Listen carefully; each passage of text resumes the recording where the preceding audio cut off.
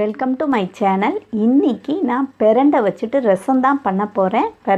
பிரண்டையில் அவ்வளோ கால்சியம் சத்து நிறைய இருக்குது.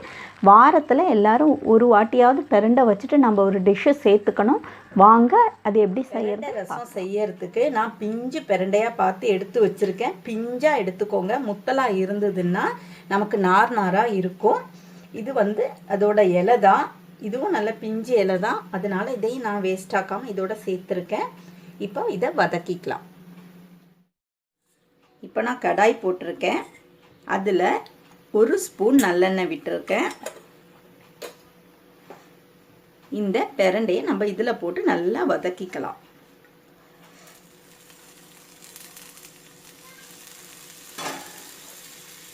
பிரண்டையை நம்ம நல்லா வதக்கிட்டு தான் செய்யணும். இல்லைன்னா அது ஒரு மாதிரி தொண்டை கரகரன்னு இருக்கும். அதுக்காக தான்.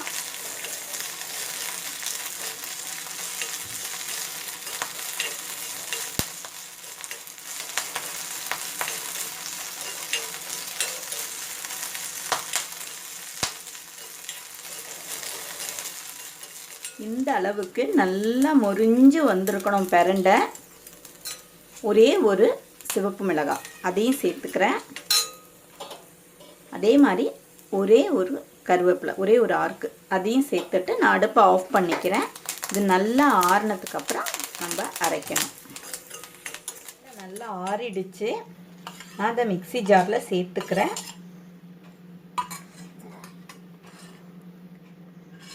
இது ஒரு ஸ்பூன் கிட்ட நான் மிளகு எடுத்திருக்கேன். இதை நம்ம அப்படியே முழுசாக போட்டோன்னா சிலப்பா அரையாது. அதுக்காக தான் ஒன்று இடித்து வச்சுருக்கேன். அதையும் சேர்த்துக்கிறேன். 3 பல் பூண்டு, அரை ஸ்பூன் கிட்ட நான் சோம்பு எடுத்திருக்கேன். அதுவும் சேர்த்துக்கிறேன். 1 ஸ்பூன் கிட்ட ஜீரகம், இதையும் சேர்த்து நல்லா நைஸாக அரைச்சிட்டு வந்துடலாம். வாட்டர் விட்டு அரைச்சிக்கலாம். இப்போ நான் கடாய் போட்டிருக்கேன். அதில் நான் 2 ஸ்பூன் தேங்காய் எண்ணெய் விட்டுக்கிறேன். உங்கள் இஷ்டம், நீங்கள் என்ன ஆயில் யூஸ் பண்ணுறீங்களோ அது பண்ணிக்கோங்க. எண்ணெய் ஒன்று ஹீட் ஆகட்டும். இப்போது தேங்காய் எண்ணெய் சூடாகிடுச்சு.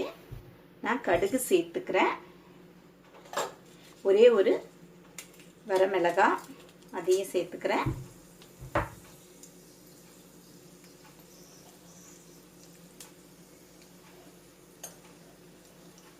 இந்த அளவு வெந்தயம்.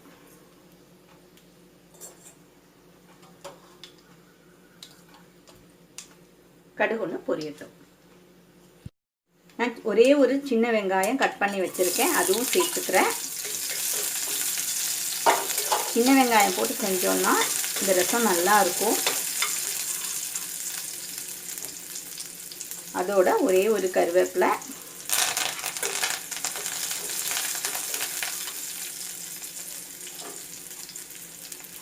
ஒரே ஒரு தக்காளி நான் கட் பண்ணி வச்சுருக்கேன். அதுவும் சேர்த்துக்கிறேன்.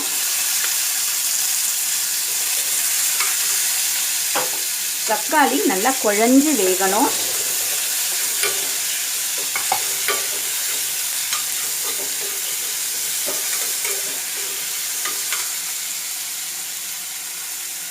ஒரு ஸ்பூன் கிட்ட நான் கல்லுப்பு சேர்த்துக்கிறேன். தக்காளி நல்லா குழஞ்சு வெந்ததுக்கு அப்புறம் நம்ம அடுத்த பொருள் சேர்க்கலாம். நல்லா தக்காளி எல்லாம் மேஷ் ஆகிடுச்சு. இதோட ஒரு 1/4 டீஸ்பூன் நான் மஞ்சள் தூள் சேர்த்துக்கிறேன்.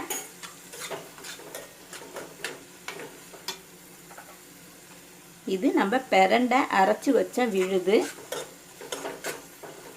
இதையும் நான் இதில் சேர்த்துக்கிறேன்.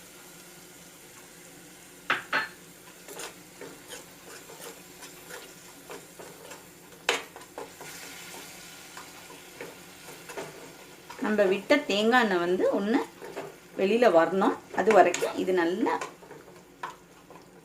வேகட்டும். நம்ம எண்ணெயெல்லாம் நல்லா பிரிஞ்சு வந்துருச்சு. ஒரு கப்பு, ஒரு எலுமிச்சை சைஸ் அளவு புளி நான் கரைச்சி வச்சுருக்கேன். அதையும் இதில் சேர்த்துக்கிறேன்.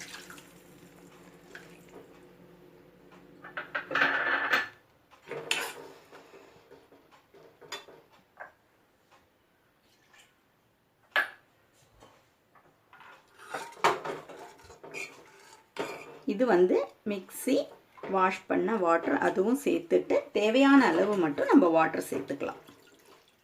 ரசம் நமக்கு எந்த அளவுக்கு வேணுமோ அந்த அளவு மட்டும் சேர்த்துக்கலாம். இந்த ஸ்டேஜில் உப்பு பார்த்துக்கோங்க.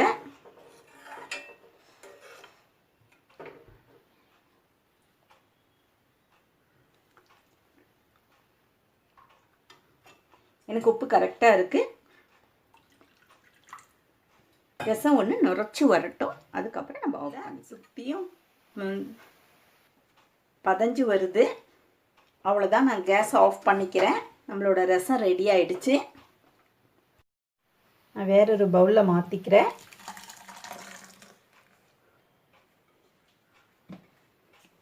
அதோட கொஞ்சமாக பெருங்காயத்தூள் அதுவும் சேர்த்து, கொஞ்சமாக கருவேப்பிலையும் சேர்த்து உடனே மூடி வச்சுருங்க. ஒரு 10 நிமிஷத்துக்கு அப்புறம் ஓப்பன் பண்ணால் போதும். அவ்வளவுதாங்க, நம்மளோட ரொம்ப சத்தான பிரண்டை ரசம் ரெடி ஆயிடுச்சு. இதே மாதிரி இதே அளவுகளோடு செஞ்சு பாருங்கள். இது லேடிஸ்க்கு பிரண்டை ரொம்ப நல்லது. கண்டிப்பாக வாரத்தில் ஒரு வாட்டி சேர்த்துக்கோங்க. என்னோட சேனல் பிடிச்சிருந்துச்சுன்னா லைக் பண்ணுங்கள், ஷேர் பண்ணுங்கள், சப்ஸ்கிரைப் பண்ணிக்கோங்க. கூடவே இருக்கிற பெல் பட்டனும் கிளிக் பண்ணிக்கோங்க. அடுத்த வீடியோவில் பார்க்கலாம். பாய்.